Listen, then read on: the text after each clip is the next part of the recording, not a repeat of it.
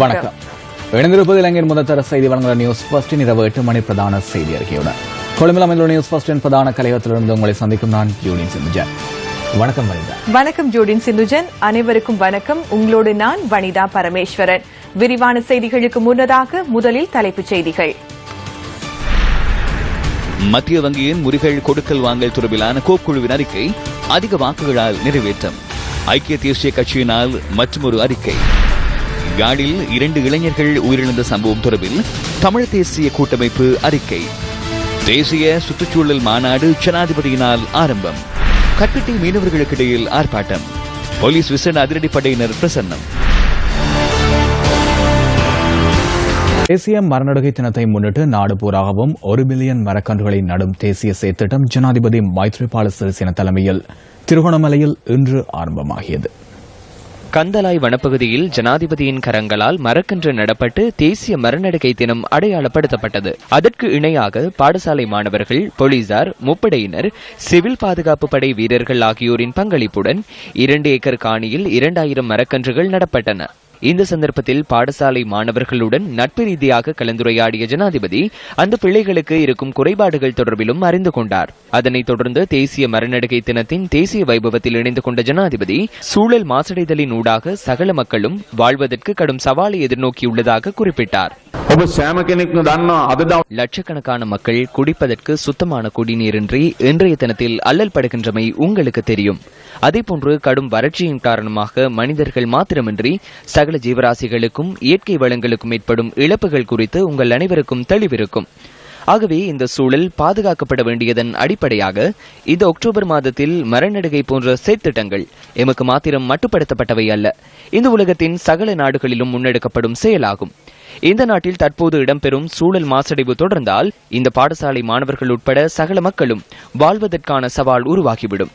ஆகவே இயற்கை தாவரங்களுடனான சுற்றாடலை பாதுகாக்க வேண்டியது நம் அனைவரினதும் பொறுப்பும் கடமையும் ஆகும். சமூக பரிசர சம்ரக்ஷணை ஆரக்ஷா கிரீம் අපි කාගේත් වගකීමක් සහ යුතුයකමක්. இயற்கையினை பாதுகாத்தல் என்ற கடமையை அரசாங்கம் மாத்திரம் நிறைவேற்ற முடியாது. அந்த கடமையில் எங்கள் எல்லோருக்கும் ஒரு பங்கு இருக்கிறது. பொது நிறுவனங்கள், பொது அமைப்புகள், தொழில் அதிபர்கள், தொழிற்சாலைகள், பாடசாலைகள், ஆசிரியர்கள், மாணவர்கள், மாணவிகள், பொதுமக்கள் எல்லோருக்கும் அதில் ஒரு பங்கு இருக்கிறது. நாங்கள் எல்லோரும் அந்த பங்களிப்பை செய்வோமா இருந்தால் நாங்கள் நிச்சயமாக இயற்கையினை பாதுகாத்தலில் நாங்கள் வெற்றி அடைவோம். இன்றைக்கு இந்த நாடு ஆட்சி மாற்றம் ஏற்பட்ட பிறகு சர்வதேசத்தால் உலகத்தால் மதிக்கப்படுகின்றது. நாங்கள் பார்க்கின்றோம், ஜனாதிபதி செல்கின்ற ஒவ்வொரு இடத்திலும் அவரை பெரும் மதிப்புடன் அங்கத்திய தலைவர்கள் வரவேற்கின்றார்கள். அதை பார்க்கின்ற பொழுது நாங்கள் பெருமை அடைகின்றோம். நாட்டில் ஆட்சி மாற்றம் ஏற்பட்ட பிறகு கொள்கை அளவில் பாரிய மாற்றம் ஏற்பட்டிருக்கிறது. நாட்டில் வாழ்கின்ற சகல மக்கள் மத்தியிலும் ஒரு ஒற்றுமையையும் ஒரு புரிந்துணர்வையும் ஏற்படுத்துவதற்கு இந்த அரசாங்கம் செயற்படுகின்ற என்ற கருத்து நிலவுகின்றது. கொக்குவில் பகுதியில் யாழ் பல்கலைக்கழக மாணவர்கள் 2 பேர் உயிரிழந்த சம்பவம் குறித்து 5 போலீஸ் உத்தியோகத்தர்கள் கைது செய்யப்பட்டுள்ளதாக போலீஸ் ஊடக பிரிவு தெரிவித்துள்ளது. இதேவேளை உயிரிழந்த மாணவர்களின் சடலங்கள் இன்று மாலை உறவினர்களிடம் கையளிக்கப்பட்டதாக யாழ் போதனா வைத்தியசாலையின் உதவி பணிப்பாளர் டாக்டர் ஸ்ரீ பவானந்தராஜா தெரிவித்தார். யாழ்ப்பாணத்திலிருந்து சுன்னாகம் நோக்கி மோட்டார் சைக்கிளில் பயணித்துக் கொண்டிருந்த நிலையில் கொக்குவில் குளப்பட்டி சந்தி பகுதியில் இந்த சம்பவம் பதிவாகியுள்ளது. இந்த சம்பவம் நள்ளிரவு 12 மணியளவில் இடம்பெற்றுள்ளதாக போலீசார் தெரிவித்தனர். சம்பவம் தொடர்பில் விரிவான தகவல்களை அறிந்து கொள்வதற்காக யாழ் போலீஸ் தலைமையகத்தை இன்று காலை 8:15 அளவில் நாம் தொடர்பு கொண்டோம். இதன்போது வேக கட்டுப்பாட்டை இழந்த மோட்டார் சைக்கிள் ஒன்று மதில் மீது மோதி ஏற்பட்ட விபத்திலேயே 2 உயிரிழந்ததாக போலீசார் நியூஸ் ஃபர்ஸ்டுக்கு தெரிவித்தனர். யாழ் கந்தரோடை பகுதியைச் சேர்ந்த யாழ் பல்கலைக்கழக அரசறிவியல் துறையில் கல்வி பயிலும் 3ஆம் வருட மாணவன் நடராசா கஜன் மற்றும் கிளிநொச்சியைச் சேர்ந்த யாழ் பல்கலை ஊடக கற்கை மாணவனான பவுன்ராஜ் சுலக்ஷனுமே இந்த சம்பவத்தில் உயிரிழந்துள்ளனர். இந்த சம்பவத்துடன் தொடர்புடைய மாணவர்களில் ஒருவர் உயிரிழந்த நிலையில் போலீசாரால் வைத்தியசாலையில் அனுமதிக்கப்பட்டதாகவும் மற்றையவர் வைத்தியசாலையில் அனுமதிக்கப்பட்டதன் பின்னர் உயிரிழந்ததாகவும் யாழ் போதனா வைத்தியசாலையின் பிரதிபலிப்பாளர் டாக்டர் ஸ்ரீ பவானந்தராஜா தெரிவித்தார். சடலங்கள் தொடர்பான பிரேத பரிசோதனை நடைபெற்று வருவதாக யாழ் போதனா வைத்தியசாலையின் பிரதிபலிப்பாளர் டாக்டர் ஸ்ரீ பவானந்தராஜா தெரிவித்தார். யாழ் பல்கலைக்கழக மாணவர்கள் யாழ் போதனா வைத்தியசாலை வளாகத்தை சூழ்ந்திருப்பதை காணக்கூடியதாக இருந்தது. தமிழ் தேசிய கூட்டமைப்பின் பாராளுமன்ற உறுப்பினர் மாவை சேனாதராஜா யாழ் போதனா வைத்தியசாலைக்கு சென்று மாணவர்களுடன் கலந்துரையாடினார்.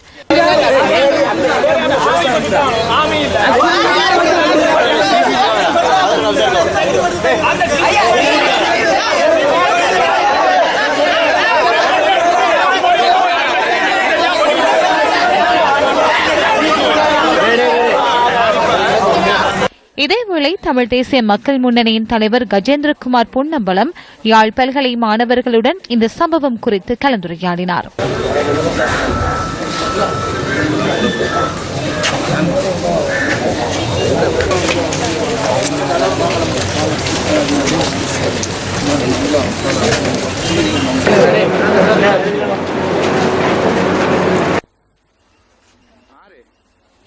யாழ் பல்கலைக்கழக வளாகத்தில் கருப்பு கொடிகள் பறக்கவிடப்பட்டு வாழை மரங்கள் கட்டப்பட்டுள்ளன.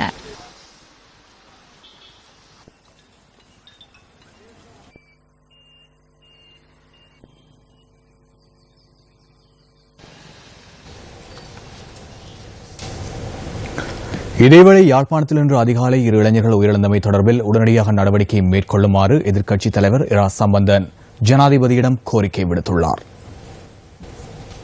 திருகோணமலையில் இடம்பெற்ற நிகழ்வில் கலந்து கொண்ட ஜனாதிபதியிடம் எதிர்க்கட்சித் தலைவர் இந்த விடயத்தை நேரடியாக தெரிவித்ததோடு தமது கவலையையும் வெளியிட்டதாக தமிழ் தேசிய கூட்டமைப்பு வெளியிட்டுள்ள ஊடக அறிக்கையில் தெரிவிக்கப்பட்டுள்ளது. ஜனாதிபதியின் பணிப்புரைக்கு அமைய விசேட போலீஸ் குழு ஒன்று யாழ்ப்பாணத்திற்கு அனுப்பி வைக்கப்பட்டுள்ளதாக தமக்கு தெரிவிக்கப்பட்டதாக அந்த ஊடக அறிக்கையில் குறிப்பிடப்பட்டுள்ளது. அத்துடன் இந்த சம்பவத்துடன் தொடர்புடைய போலீசாரும் கைது செய்யப்பட்டுள்ளதாக அந்த அறிக்கையில் சுட்டிக்காட்டப்பட்டுள்ளது.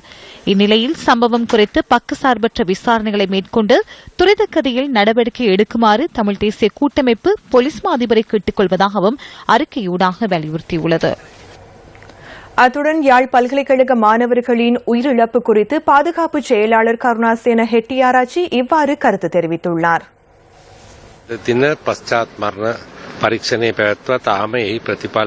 இன்றைய தினம் பிரேத பரிசோதனை நடைபெற்றாலும் இன்னும் அது தொடர்பான அறிக்கை வழங்கப்படவில்லை. இது பாதுகாப்பு அமைச்சின் செயற்பாடல்ல, போலீஸ் திணைக்களத்தினால் மேற்கொள்ளப்பட வேண்டிய விடயம். சில சந்தர்ப்பங்களில் போலீசாருக்கு உதவி தேவைப்பட்டால் அல்லது கோரிக்கை விடுக்கப்பட்டால் அது தொடர்பில் நடவடிக்கை எடுக்க நாங்கள் தயாராக இருக்கிறோம்.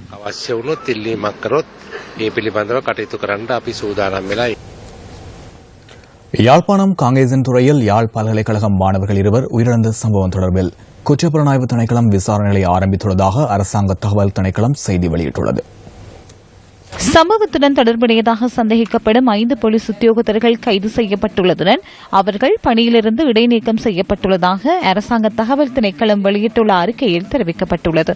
இந்த சம்பவம் குறித்து நாட்டின் சட்டங்களை உரிய முறையில் நடைமுறைப்படுத்துவதற்கான அனைத்து நடவடிக்கைகளும் முன்னெடுக்கப்பட்டுள்ளதாகவும் குறித்த அறிக்கையில் மேலும் சுட்டிக்காட்டப்பட்டுள்ளது.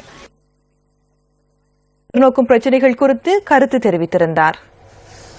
and eastern parts of the country where the Tamils and Muslims are concentrated. Tamil மற்றும் முஸ்லிம் மக்கள் அதிகளவு வாழும் பிரதேசமான வடக்கு கிழக்கு பகுதிகளில் நான் நடத்திய கலந்துரையாடலில் இராணுவத்தை அகற்றுதல், தடுத்து வைத்திருப்பவர்களை விடுவித்தல், காணிகளை மீள வழங்குதல் போன்ற விடயங்களே முக்கியமாக முன்வைக்கப்பட்டன. வடக்கு மற்றும் கிழக்கு மாகாணங்களில் தொடர்ச்சியான இராணுவ பிரசன்னமானது சர்ச்சையை தோற்றுவித்திருக்கின்றது. அதாவது சமூக பொருளாதார நிலையை முன்னேற்றுதல், வீடுகளை அமைத்தல், வருமானத்தை உருவாக்குதல் போன்ற செயற்பாடுகளில் இராணுவம் ஈடுபடுவதாக எனக்கு அறிவிக்கப்பட்டது.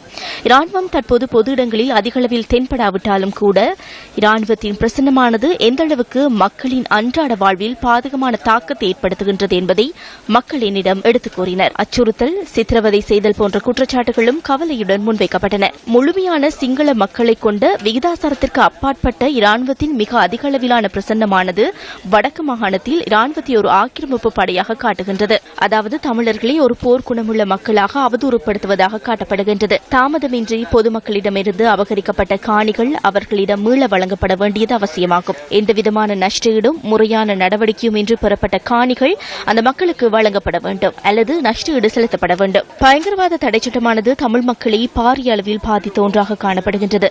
இந்த சட்டமூலமானது உள்நாட்டிலும் சர்வதேச மட்டத்திலும் பாரிய விமர்சனங்களை எதிர்கொண்டுள்ளது. குறிப்பாக எந்த முறையான செயற்பாடுமின்றி நீண்டகால தடுத்து வைத்தலை இந்த சட்டம் கொண்டுள்ளது. பயங்கரவாத தடை சட்டத்தின் கீழ் இன்னும் பலர் தடுத்து வைக்கப்பட்டுள்ளனர். பயங்கரவாத தடை சட்டத்தை நீக்குவதற்கு அரசாங்கம் எடுத்துள்ள முடிவு நல்லிணத்திற்கும் மிகவும் முக்கியமானது. ஆனால் எவ்வாறான புதிய சட்டமாக இருந்தாலும் அது பொருத்தமான தரங்களை பின்பற்றியதாக அமைவது அவசியம்.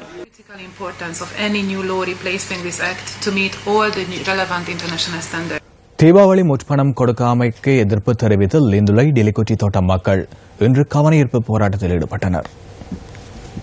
தமக்கான தீபாவளி கொடுப்பனவு நேற்று வழங்குவதாக தெரிவித்த போதிலும் இதுவரையிலும் வழங்கப்படவில்லை என ஆர்ப்பாட்டக்காரர்கள் இதன்போது தமது ஆதங்கங்களை வெளிப்படுத்தினர். தோட்ட நிர்வாகம், தொழிற்சங்க அதிகாரிகள் தமக்கான கொடுப்பனவை உடனடியாக பெற்றுத்தர தவறும் பட்சத்தில் தொடர்ந்தும் போராட்டத்தில் ஈடுபடவுள்ளதாக தொழிலாளர்கள் தெரிவித்துள்ளனர். எங்களுக்கு இன்னும் அட்வான்ஸ் தோட்ட தொல்லைகளுக்கு எங்களுக்கு கொடுக்கல.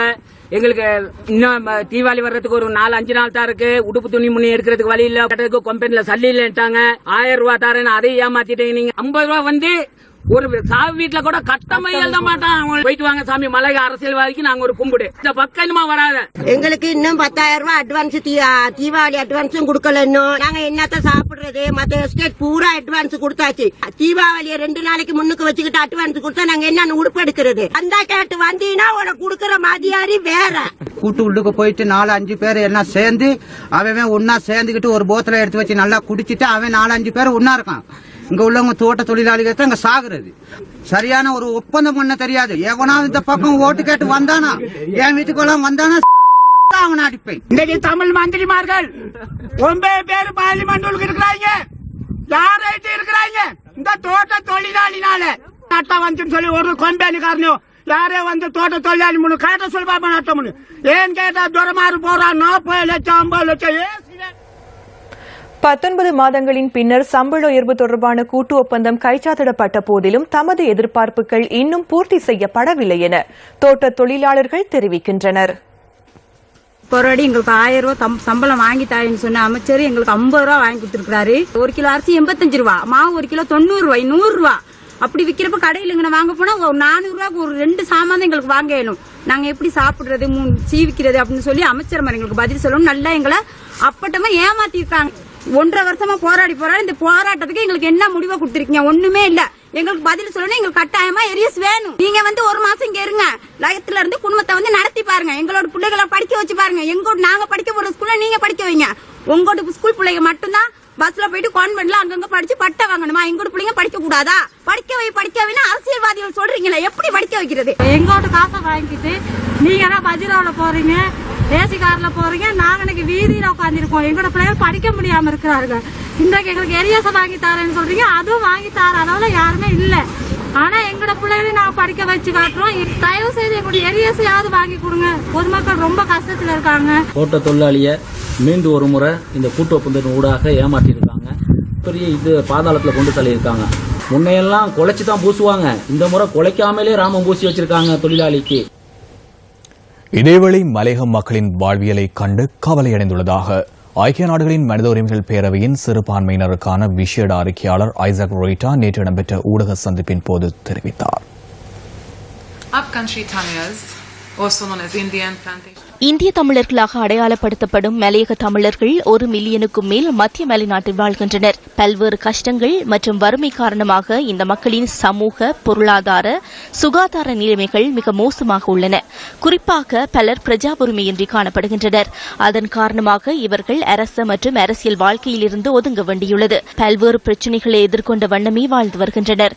நான் மலையகத்தின் சில பிரதேசங்களுக்கு விஜயம் மேற்கொண்டிருந்தேன். அவர்களின் வாழ்க்கை வறுமை நிலையை கண்டு கவலையடைந்தேன். சிறு அளவிலான சுகாதாரம் மற்றும் கல்வி சேவைகளே அவர்களுக்கு கிடைக்கின்றன. தினமும் வேலை தேடி வாழ வேண்டியுள்ளது. அன்றாடம் உணவை பெறுவதில் கூட கஷ்டமாக உள்ளது. மதுப்பழக்கம், சிறுவர் தொழிலாளர்கள், வன்முறைகள், பாலியல் துஷ்பிரயோகங்கள் வளமையாகியுள்ளன. பாடசாலைகளில் படிக்க வேண்டிய பிள்ளைகள் பாடசாலையை விட்டு விலகியுள்ளனர். Improve living standards on par with other communities and fully ensure the enjoyment of political, social and economic rights. பெல்ஜியத்தின் பிரசல்ஸ் நகருக்கு விஜயம் செய்துள்ள பிரதமர் ரணில் விக்ரமசிங்க ஐரோப்பிய பாராளுமன்றத்தின் வெளிவிவகார நடவடிக்கைகள் குறித்த குழுவின் அங்கத்தவர்களோடு விசேட அமர்வில் கலந்து கொண்டுள்ளார். ஐரோப்பிய பாராளுமன்றத்தின் வெளிவிவகார நடவடிக்கை குழுவின் தலைவர் எல்மா புரோக் தலைமையில் இந்த அமர்வு நடைபெற்றது. சாக் அமைப்பின் எதிர்காலம், இலங்கையில் நல்லிணக்கத்தை ஏற்படுத்துதல், பொருளாதார அபிவிருத்தி, வறுமையை ஒழிப்பது, நல்லாட்சி உள்ளிட்ட பல விடயங்கள் தொடர்பில் இதன்போது கலந்துரையாடப்பட்டுள்ளது. இதேவேளை ஐரோப்பிய சங்கத்தின் அடுத்த தலைவராக நியமிக்கப்படவுள்ள மோல்டா குடியரசின் பிரதமர் ஜோசப் முஷ்கட்டை பிரதமர் ரணில் விக்ரமசிங்கே இன்று சந்தித்தார். இலங்கைக்கு மீண்டும் GSP+ வரி சலுகையை பெற்றுக் கொடுக்க தாம் பூரண ஒத்துழைப்பு வழங்குவதாக மோல்டா குடியரசின் பிரதமர் இந்த தருணத்தில் பிரதமர் ரணில் விக்ரமசிங்கவிடம் தெரிவித்துள்ளார். இதனிடையே பிரதமர் ரணில் விக்ரமசிங்க உள்ளிட்ட தூதுக்குழுவினர் பிரசல்ஸ் நகரில் வர்த்தகர்கள் சிலரையும் சந்தித்தனர். ஐரோப்பிய சங்கத்தால் இலங்கைக்கு வழங்கப்படும் GSP வரி சலுகையை பெற்றுக் கொடுக்கவும், இலங்கையில் முதலீடுகளை மேம்படுத்தவும் பூரண ஒத்துழைப்பு வழங்குவதாக பிரசல்ஸ் நகர வர்த்தகர்கள் பிரதமரிடம் தெரிவித்ததாக பிரதமரின் அலுவலகம் விடுத்துள்ள அறிக்கையில் தெரிவிக்கப்பட்டுள்ளது. கட்பட்டி குறிஞ்சாங்குளம் பகுதியில் மீனவர்கள் முன்னெடுத்த ஆர்ப்பாட்டம் 2வது நாளாகவும் நீடித்தது. ஆர்ப்பாட்டத்தில் காயமடைந்த 3 கட்பட்டி வைத்தியசாலையில் அனுமதிக்கப்பட்டுள்ளனர். நிலைமையை கட்டுப்படுத்துவதற்காக சம்பவ இடத்திற்கு போலீஸ் விசேட அதிரடிப்படையினர் அழைக்கப்பட்டிருந்தனர். சட்டவிரோத மீன்பிடிக்க எதிர்ப்பு தெரிவித்து சிறு வலைகளை பயன்படுத்த மீனவர்களால் இந்த ஆர்ப்பாட்டம் நடத்தப்பட்டது. கட்பிட்டி, கந்தக்குளிய, குடாவம் மற்றும் ஹாதாவள பகுதிகளைச் சேர்ந்த மீனவர்கள் ஆர்ப்பாட்டத்தை முன்னெடுத்ததாக எமது பிராந்திய செய்தியாளர் தெரிவித்தார். ஆர்ப்பாட்டம் இடம்பெற்ற இடத்திற்கு மற்றொரு மீனவ குழுவினர் வந்ததை அடுத்து அங்கு பதற்றமான சூழல் உருவானதாகவும் எமது செய்தியாளர் கூறினார்.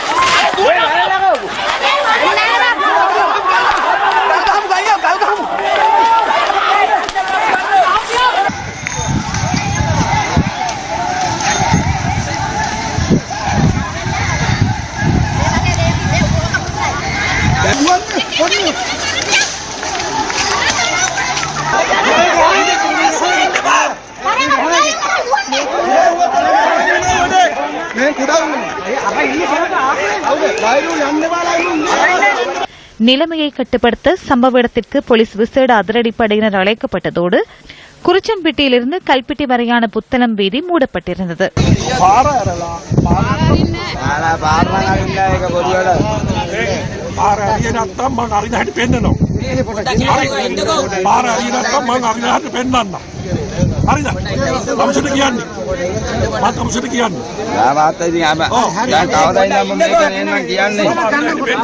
வீதியிலிருந்து விலகுமாறு புத்தளம் நீதவான் நீதிமன்றம் இன்று பகல் விடுத்த உத்தரவை அடுத்து நிலைமை போலீசாரால் கட்டுப்பாட்டுக்குள் கொண்டு வர முடிந்தது. சீற்றத்தில் சிக்கி தமது உறவுகளையும் உடைமைகளையும் இழந்த கொஸ்லந்த மீரிய பேத்த மக்களின் 2 வருட காத்திருப்புக்கு நாளை பதில் கிட்ட உள்ளது. மண் சரிவினால் பாதிக்கப்பட்ட மக்களுக்கு ஹல்துமலை பிரதேச செயலகத்திற்குட்பட்ட பூனாகலை மகுல்தனி பகுதியில் 75 வீடுகள் நிர்மாணிக்கப்பட்டு நாளை பகிர்ந்தளிக்கப்பட உள்ளன.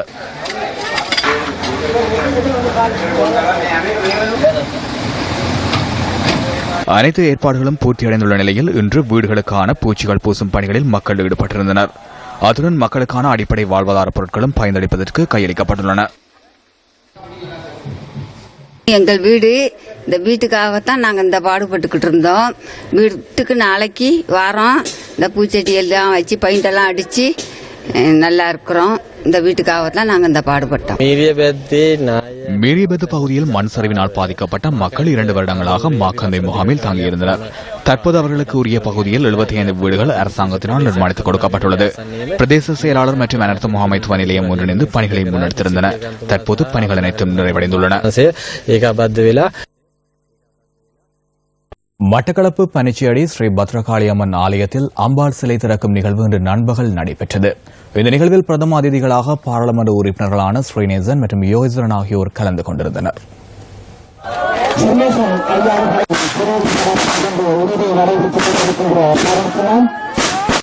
புதிய அரசியல் யாப்பு பற்றிய வரைவுகள் முன்னெடுப்புகள் நடைபெற்றுக் கொண்டிருக்கு. இந்த அரசியல் யாப்பை வரைகின்ற போது கடந்த காலத்தில் விடப்பட்ட தவறுகள் தவிர்க்கப்பட வேண்டும். 1956ஆம் ஆண்டு தனிச்சிங்கள அரசகர்ம மொழி சட்டம் கொண்டு வரப்பட்டது. இந்த தனிச்சிங்கள அரசகர்ம மொழி சட்டமானது சிங்கள மொழி பேசுகின்ற மக்களுக்கு சாதகமாகவும் தமிழ் மொழி பேசுகின்ற மக்களுக்கு பாதகமாகவும் அமைந்திருந்த காரணத்தால் தமிழ் மொழி பேசுகின்ற மக்கள் அதிகமாக பாதிக்கப்பட்டார்கள். புதிய அரசியல் யாப்பில் எந்த மதத்திற்கும் சார்பில்லாத நாடு இலங்கை என்பது அல்லது மதங்களுக்கு சமத்துவ உரிமை கொடுக்கின்ற நாடு இலங்கை என்பது பதிவு செய்யப்பட வேண்டும்.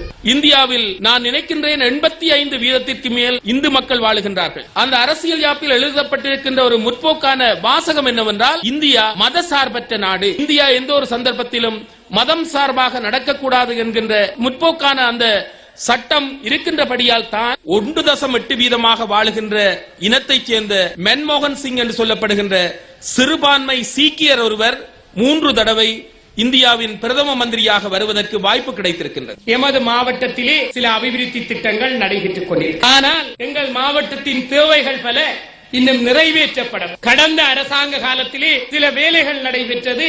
ஆனால் அரசியலை மையமாக கொண்டு நடைபெற்றது. கடந்த அரசாங்க காலம் பாதிக்கப்பட்ட வடக்கு கிழக்கு பகுதிகளை புனரமைப்பு செய்வதற்காக வெளிநாட்டு நிதிகள் குவிந்திருந்தன. அந்த வெளிநாட்டு நிதிகள் குவிந்த போது அவைகள் பெரும்பாலானவை தென் பகுதியிலே பயன்படுத்தப்பட்டன, குறைந்த அளவானவை வடக்கு கிழக்கிலே பயன்படுத்தப்பட்டன. இன்று மாவட்ட அபிவிருத்தி குழு தலைவர் என்கின்ற பதவி தலைமைகள் என்று மாறிவிட்டது. மஹிந்த ராஜபக்ஷ அரசாங்க காலத்திலே பாராளுமன்ற உறுப்பினர் தான் மாவட்ட அபிவிருத்தி குழு தலைவராக இருக்கலாம், அவ்வாறு இருந்தது. ஆனால் தற்போது பாராளுமன்ற உறுப்பினர் அல்லாதவர்களும் ஒரு அரசியல் அங்கத்தவரும் மாவட்ட அபிவிருத்தி குழு தலைமைக்கு வரலாம் என்கின்ற ஒரு நிலைமை உருவாக்கப்பட்டிருக்கிறது. ஏற்படுத்தும் நோக்கில் நம்பிக்கையின் சிறகிசைப்பு நிகழ்வு இன்று கிளிநொச்சியில் ஆரம்பமானது. தேசிய ஒற்றுமை மற்றும் நல்லிணக்க அலுவலகம், கிளிநொச்சி மாவட்ட செயலகம் மற்றும் வடமாகாண கலாச்சார திணைக்களத்தின் ஏற்பாட்டில் இந்த நிகழ்வு இடம்பெற்றது. உயர்ந்ததாக கருதப்பட்ட ஒழுக்கம் அதுதான் ஒரு உலகத்திலே நாகரிகத்திற்கு அடித்தளமானது.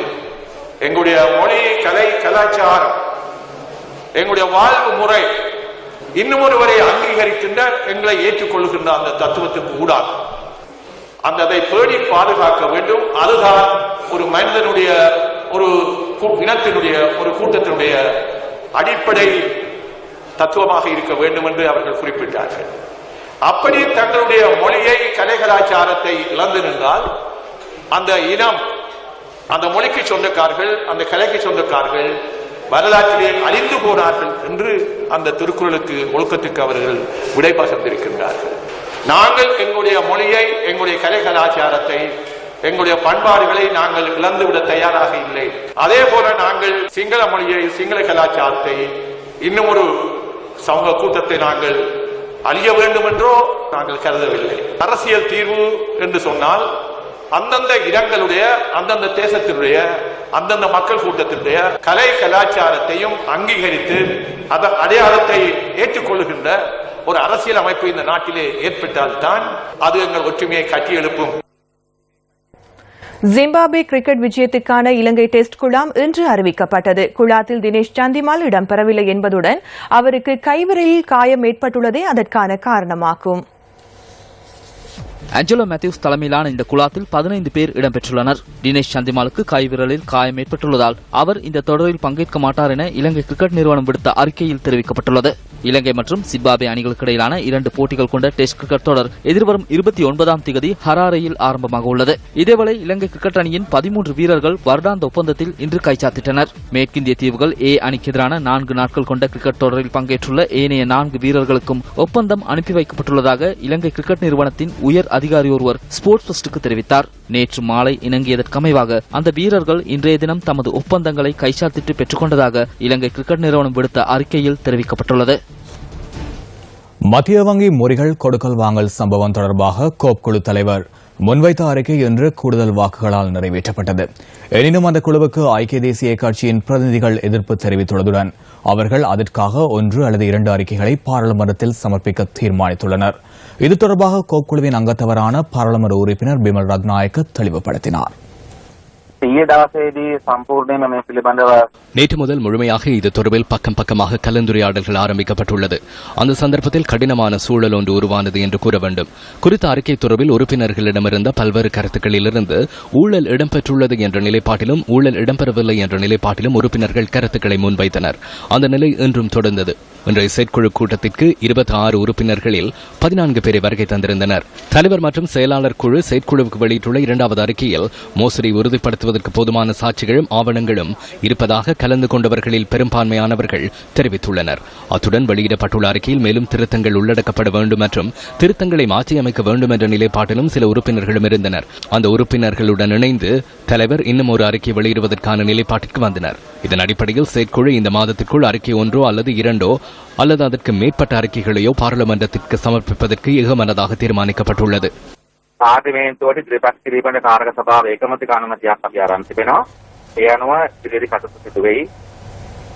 கோப் குழு தலைவர் முன்வைத்த அறிக்கை தொடர்பிலான மேலதிக விவரங்களை தொடரும் நியூஸ் ஃபர்ஸ்டின் 10:45 பிரதான செய்தி அறிக்கையில் எதிர்பாருங்கள். அந்த தவறுடன் நியூஸ் ஃபர்ஸ்டின் இன்று தினத்திற்கான இரவு 8 மணி பிரதான செய்தி அறிக்கை நிறைவேற்று வருகின்றது. நமது அடுத்த பிரதான செய்தியினை 10:45க்கு எதிர்பாருங்கள். வணக்கம்.